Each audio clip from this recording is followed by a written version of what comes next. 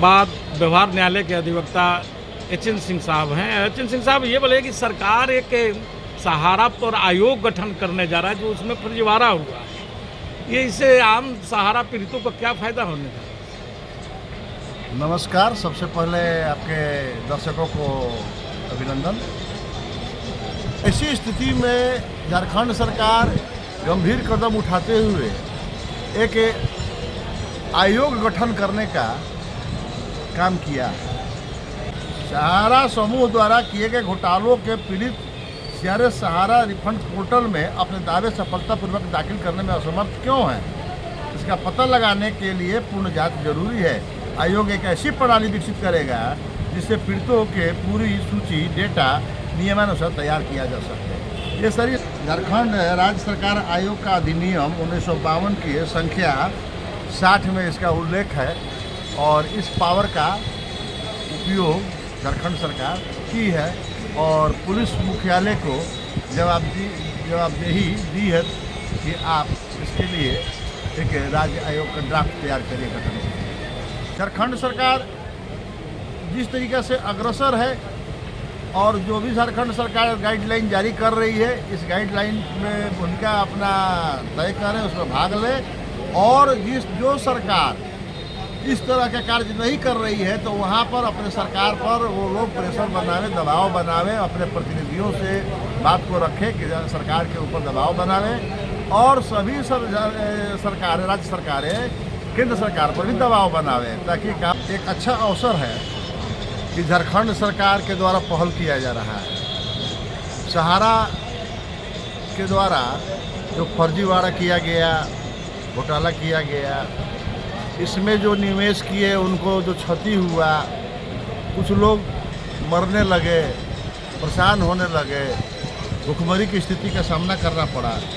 ऐसी स्थिति में झारखंड सरकार गंभीर कदम उठाते हुए एक आयोग गठन करने का काम किया है और यह आयोग गठन करने के लिए झारखंड राज्य सरकार आयोग का अधिनियम 1952 की संख्या 60 में इसका उल्लेख है और इस पावर का उपयोग झारखंड सरकार की है और पुलिस मुख्यालय को जवाबदेही दी है कि आप इसके लिए एक राज्य आयोग का ड्राफ्ट तैयार करिए गठन के लिए। इसमें 4 सदस्यीय आयोग गठन होगा।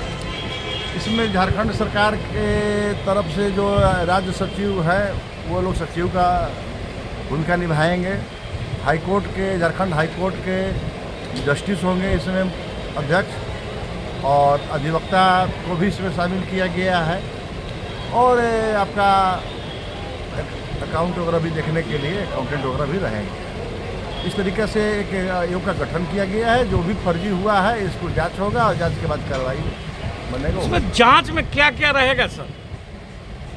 जांच में क्या क्या होगा? जांच क्या क्या चीज़ों का जांच करेंगे, क्या क्या देखेगा आयोग उसमें? देखिए, इसमें ऐसे पीड़ित जिनके पास सहारा समूह द्वारा जारी सभी आवश्यक दस्तावेज है लेकिन वे या तो अपने दावे दाखिल करने में असमर्थ हैं या उनके दावे CRCS सहारा रिफंड पोर्टल पर खारिज कर दिए गए हैं। ऐसे पीड़ित जिनके पास सहारा समूह की विभिन्न संस्थाओं में अपने निवेश जमा करने के पूरे दस्तावेज नहीं हो सकते हैं लेकिन वे अन्य तरीकों से अपने दावे को साबित करने में सक्षम हैं, जैसे सहारा समूह या संबंधित संस्थाओं के खातों में बैंक जमा, हस्तांतरण का प्रमाण या ऐसे अन्य दस्तावेज जैसे कि सहारा समूह के कर्मचारियों, एजेंटों द्वारा प्राप्त रसीदें आदि से जानकारी जुटाई जाएगी। ऐसे पीड़ित जिनकी मृत्यु हो चुकी है और उनके कानूनी उत्तराधिकारी हैं और उनके निवेश की वापसी की पहल होगी। आयोग ऐसी व्यवस्था विकसित करेगा जिससे सहारा समूह द्वारा किए गए घोटालों के पीड़ित के दावे दस्तावेज को ऑफलाइन और ऑनलाइन दोनों तरीकों से ठीक से दस्तावेज एकत्रित किया जा सके।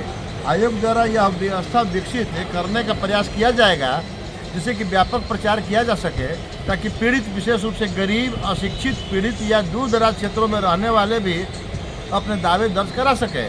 पीड़ितों के परिवार जो आत्महत्या करने के लिए मजबूर हो गए हैं या अवसाद, गरीबी, चिकित्सा उपचार की कमी के कारण मर गए, उन्हें सेबी और सीआरसीएस के पास पड़ी सहारा जमा राशि से मुआवजा दिया जा सके। यदि सेबी सीआरसीएस किसी कारणवश भुगतान करने से इनकार कर देती है या भुगतान करने में असमर्थ है, तो क्या झारखंड सरकार अंतरिम व्यवस्था के रूप में ऐसे पीड़ितों को कुछ मुआवजा दे सकती है और फिर सेबी सीआरसीएस फंड राशि से का दावा कर सकती है? Sahara housing investment corporation limited, Sahara India real estate corporation limited से Sahara Q shop unique products range तक धोखाधड़ी घोटाला किए गए धन के प्रवाह का अध्ययन करना भी आयोग के कार्यक्षेत्र के अधीन होगा। सहारा समूह द्वारा किए गए घोटालों के पीड़ित सीआरएस सहारा रिफंड पोर्टल में अपने दावे सफलतापूर्वक दाखिल करने में असमर्थ क्यों हैं, इसका पता लगाने के लिए पूर्ण जांच जरूरी है। आयोग एक ऐसी प्रणाली विकसित करेगा जिससे पीड़ितों के पूरी सूची डेटा नियमानुसार तैयार किया जा सके। ये सारी सुविधा रहेगी उसके लिए।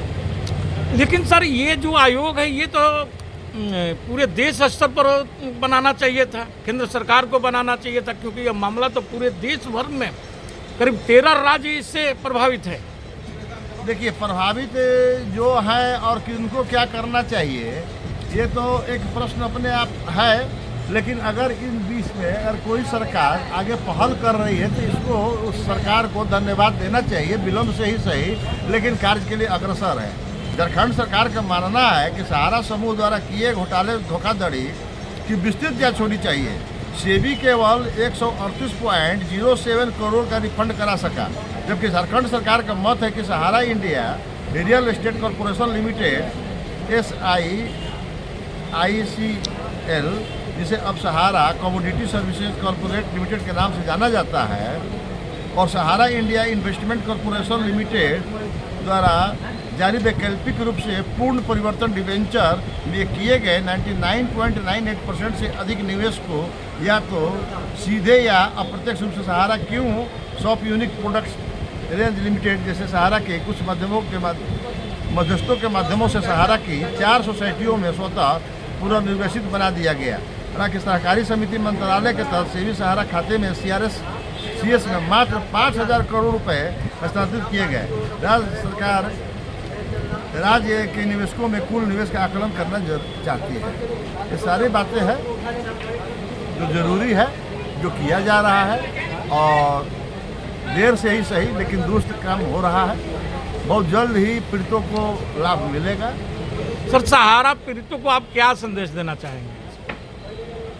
झारखंड सरकार जिस तरीके से अग्रसर है और जो भी झारखंड सरकार गाइडलाइन जारी कर रही है, इस गाइडलाइन में उनका अपना तय करें, उसमें भाग लें, और जो सरकार इस तरह के कार्य नहीं कर रही है तो वहाँ पर अपने सरकार पर वो लोग प्रेशर बनावे, दबाव बनावे, अपने प्रतिनिधियों से बात को रखें कि सरकार के ऊपर दबाव बनावे, और सभी सरकारें, राज्य सरकारें केंद्र सरकार पर भी दबाव बनावे ताकि काम जल्द से जल्द हो सके।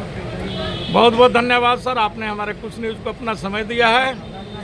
आपको भी धन्यवाद कि आप लगे हुए हैं सहारा पीड़ितों के लिए।